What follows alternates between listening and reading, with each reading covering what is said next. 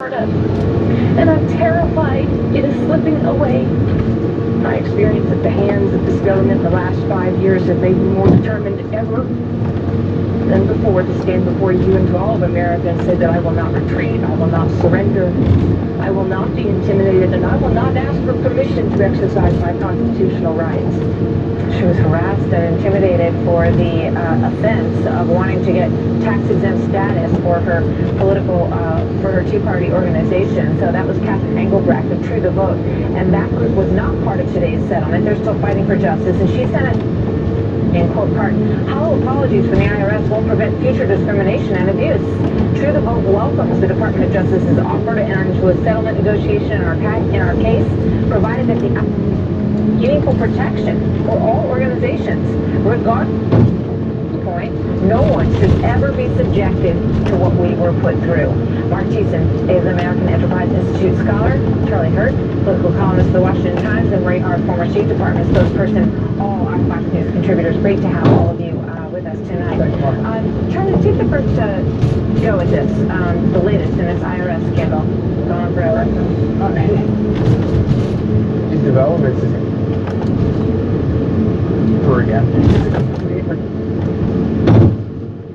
Obama's 8 years in Congress. It's the Trump administration sort of apologizing for the mistakes that Barack Obama made, and the worst of it is the politicization of absolutely every aspect of our government, including the IRS. But it also puts a lie to the notion that Lois Lerner, this was just mismanagement, and that Lois Lerner didn't really do anything wrong, and it raises a real question about whether will reevaluate. They have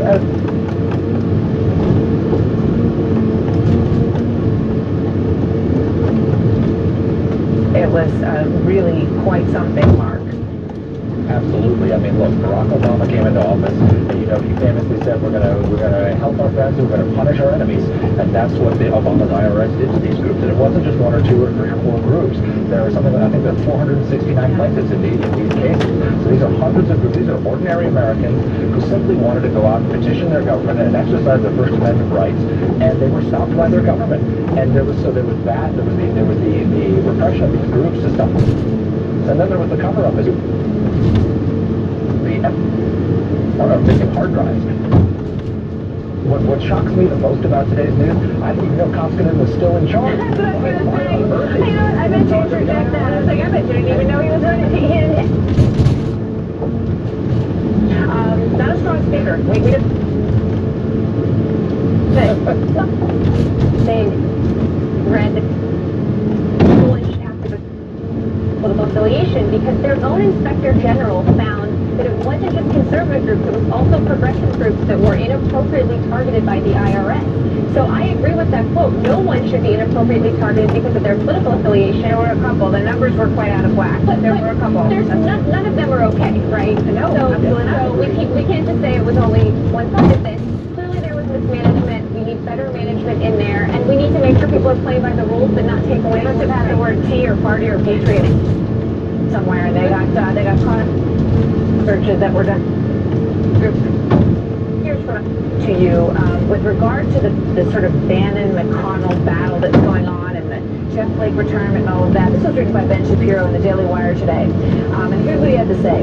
Anti-establishment anger has been on full display since 2009 when conservatives frustrated at the impotence of their leadership began showing up at Tea Party rallies and protesting against stimulus packages and Obamacare.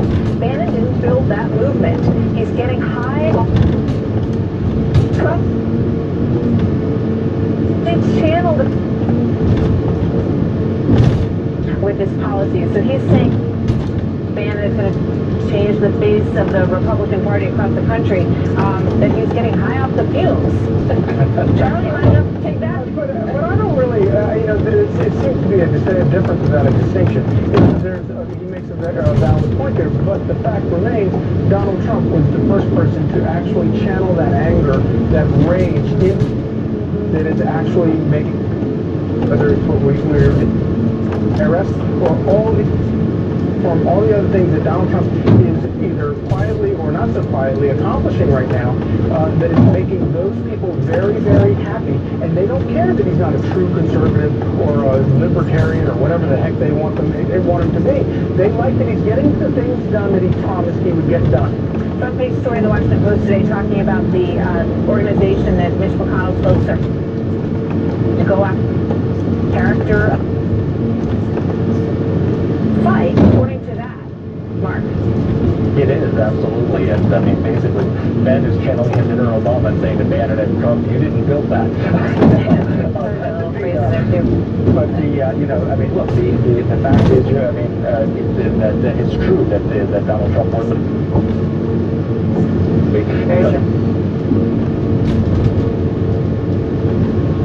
an opportunity. This directed. The fear right now is that we're going to have put a lot of it's going to like it did in 2010. They're going to lose Democrats. And, you know, there goes Donald Trump. You know, okay, now we're all talking about Russia probes, impeachment, and all sorts of things. So you know, they got to be careful what they ask for. All right, Joe Biden, real quick, just put this quote up for Joe Biden. He says, I haven't decided to run, but I've decided I'm not going to decide not to run, and we will see. Please don't what run. happens, right? You know, God bless Joe Biden.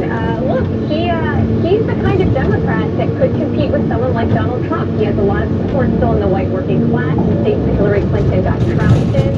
I'm not sure he's going to run, but if he does, he would give Trump a run for his money. And I think he needs to be the kind of leader that even if he doesn't end up being the candidate, it's future Democrats, how we can win some of these Rust Belt, where I'm from. It's a good model.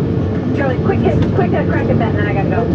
You know, Joe Biden, there's a lot to like about the guy, but he is a swamp creature who has been around this place forever, and I don't think he's getting elected to anything. And he's never gotten elected to national office, so I don't... Friendly bet on it, Charlie. Thanks, guys. Good to see all of you. So still ahead tonight, House Republicans narrowly passing a budget today, paving the way for the biggest tax overhaul in decades. But is the battle for this tax reform just getting started? I know there are enough people out there who are opposed to the SALT provision, basically taking off the property tax deduction away, but whether or not they'll vote no on the budget, I don't know. This is a big deal. Could that provision be what stands between the Trump administration and a big victory in the tax